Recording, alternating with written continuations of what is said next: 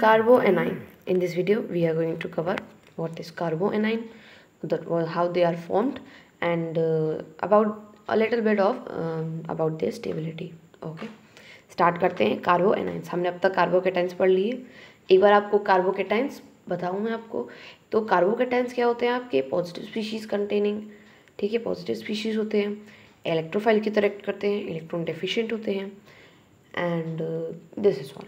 अब कार्बोएनाइन क्या होते हैं आपके? ये हेटेरोलिटिक क्लीवेज से बनते हैं, बॉन्ड जो हेटेरो क्लीवेज होता है बॉन्ड का, उसकी वजह से बनते हैं, और इनके पास नेगेटिव चार्ज होता है, ठीक है। अब डिस्टिंग्विश करके अगर मैं बताऊँ तो कार्बोकेटाइन के पास पॉजिटिव चार्ज, कार्बोएनाइन के पास negative charge. The carbon bearing the negative charge has 8 electrons with the 3 bonds and 1 lone pair. इसके पास ट्राइगोनल पिरामिडल स्ट्रक्चर होता है, और मतलब ज्योमेट्री होती है, और हाइब्रिडाइजेशन sp3 हाइब्रिडाइजेशन होती है इसके पास, ठीक है।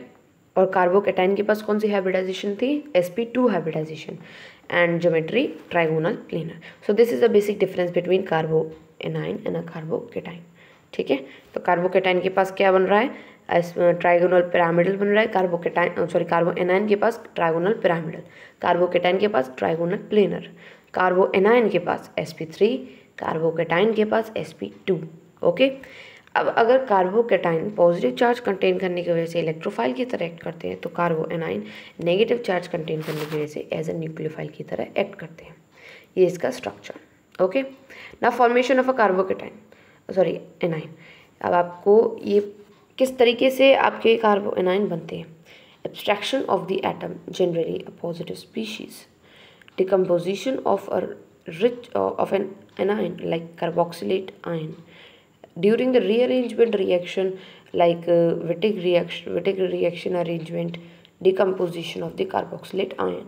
तो ये कुछ तरीके हैं जिसकी वजह से कार्बोएनाइन आपकी फॉर्म हो सकते हैं। पहला क्या तरीका है कि एक पॉजिटिव स्पीशीज में से अगर इलेक्ट्रॉन को या किसी एटम को ले लेना, ठीक है ना, ड्रॉ कर लेना, या फिर कहो आप एक्सट्रैक्ट कर लेना, तो कार्बोएनाइन का फॉर्मेशन हो जाता है। अगर आप किसी में से कोई चीज़ लोगे तो आपके पास खुद के पास नेगेटिव चार्ज आ जाएगा। हमें वही तो करना है, कैसे भी करके नेगेटिव चार्ज क्रिएट करना है, जिससे कि कार्बोएनाइन बन जाए। सेकेंड आपका आता है कि एनाइन का डिकम्पोजिशन करने पर एक कार्बोएनाइन बनता है। दूसरा रीअरेंजमेंट, जैसे कि हमने कार्बोकेटाइन में ऑलरेडी पढ़ा रखा था, ठीक है। Then stability of a carbanion. Carbanion की स्टेबिलिटी किस पर डिपेंड करती है? It depends how well the negative charge is shared or delocalized by the adjacent groups.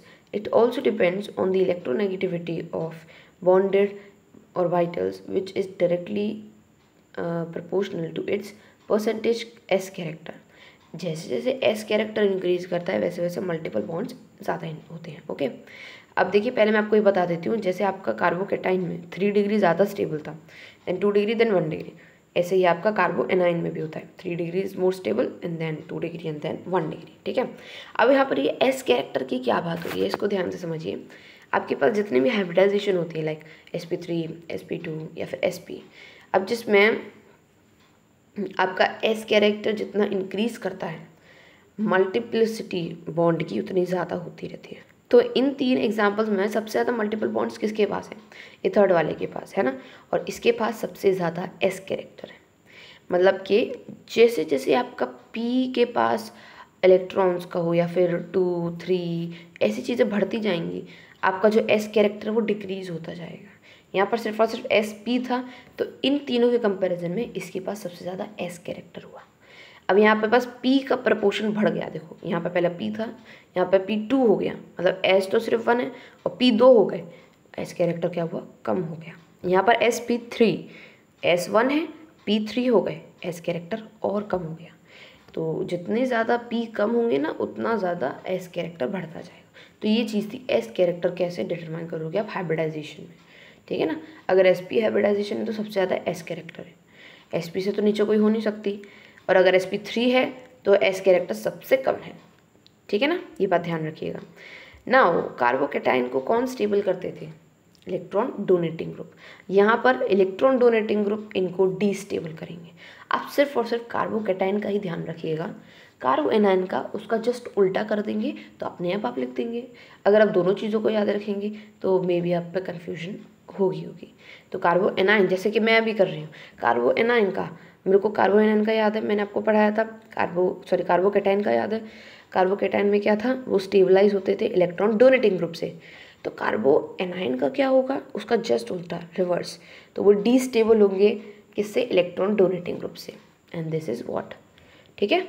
और कार्बोकेटाइन में डीस्टेबल हो रहे थे वो विड्रॉइंग ग्रुप से, तो कार्बो एनाइन में ज़्यादा स्टेबल होंगे वो विड्रॉइंग ग्रुप से, ठीक है ना। तो इसका जब उल्टा इफेक्ट चलता है, कार्बोकेटाइन में कौन सी इफेक्ट की ज़रूरत थी हमको, प्लस आई इफेक्ट की, वहीं कार्बो एनाइन में हमको किसकी ज़रूरत है, माइनस आई इफेक्ट की, ठीक है ना। देखिए, इलेक्ट्रॉन डोनेटिंग ग्रुप और the group decreases the stability, electron withdrawing group increases, okay. Stability जो होती है वो प्लस आई और इफेक्ट के इसके हिसाब से होती है, ठीक है। जिसके प्लस आई इफेक्ट की वजह से डिक्रीज होती है, माइनस आई इफेक्ट की वजह से इंक्रीज होती है। स्टेबिलिटी और डिक्रीज होती है with the increase in the number of alkyl groups, मतलब कि जैसे जैसे एल्काइल ग्रुप्स बढ़ते जाते हैं ना, वैसे वैसे स्टेबिलिटी डिक्रीज होती जाएगी। ऑब्वियस सी बात है, क्योंकि एल्काइल ग्रुप क्या है, आपके इलेक्ट्रॉन डोनेटिंग। अब इलेक्ट्रॉन डोनेटिंग बढ़ेंगे, माइनस आई इफेक्ट, वो प्लस आई इफेक्ट बढ़ेगा, स्टेबिलिटी अपने आप कम होगी, because electron density on it is increased due to the plus I effect, ठीक है। तो नेगेटिव चार्ज जो होगा 3 डिग्री पे क्या होगा, ज़्यादा होगा, 2 डिग्री पे, फिर 1 डिग्री पे, ओके। अब ये तो आपका कार्बोकेटाइन का केस था, 3 डिग्री, 1 डिग्री और 2 डिग्री। क्या क्यों था कार्बोकेटाइन का केस, क्योंकि वहाँ पे जितने ज़्यादा एल्काइल ग्रुप्स थे, CH3 ग्रुप्स थे, उतनी ज़्यादा स्टेबिलिटी बढ़ रही थी। पर यहाँ पर तो स्टेबिलिटी का ऑर्डर है वो भी रिवर्स हो जाएगा, 1, 2 और 3 हो जाएगा, ठीक है। जैसे उसमें 3, 2, 1 था, यहाँ पर 1, 2, 3 हो जाएगा। कार्बो एनाइन जो है ना, वो जस्ट उल्टा है कार्बोकेटाइन के। It's not a very hard thing and it's not a very new thing also. उसका जस्ट रिवर्स है, वही सेम चीज़ जो आपने कार्बोकेटाइन में पढ़ी थी, वही सेम चीज़ आप इधर भी पढ़ रहे हो, ठीक है। Now stability of different types of कार्बो anions. Decreasing order में सबसे ज़्यादा स्टेबल कौन सा होता है, एरोमेटिक, जिसमें रिंग होती है, जिसमें डीलोकलाइजेशन होती है। देन बेंजाइल, जिसमें सिर्फ बेंजीन रिंग होती है। देन एलाइल, मतलब डबल बॉन्ड के जस्ट बगल में पॉजिटिव चार्ज या फिर नेगेटिव चार्ज लगे, क्योंकि यहाँ पे कार्बो एनाइन की बात कर रहे हैं हम। विनाइल, जिसमें जो नेगेटिव चार्ज है वो एक एल्कीन का ग्रुप बने या फिर एल्कीन के अंदर कंस्टिट्यूट करे। Then alkyl is the normal one, okay. So this is all in carboanion. The last heading is reaction of carboanion. अब ये हम नेक्स्ट वीडियो में कवर करेंगे. This is all for today's video. Thank you for watching this video.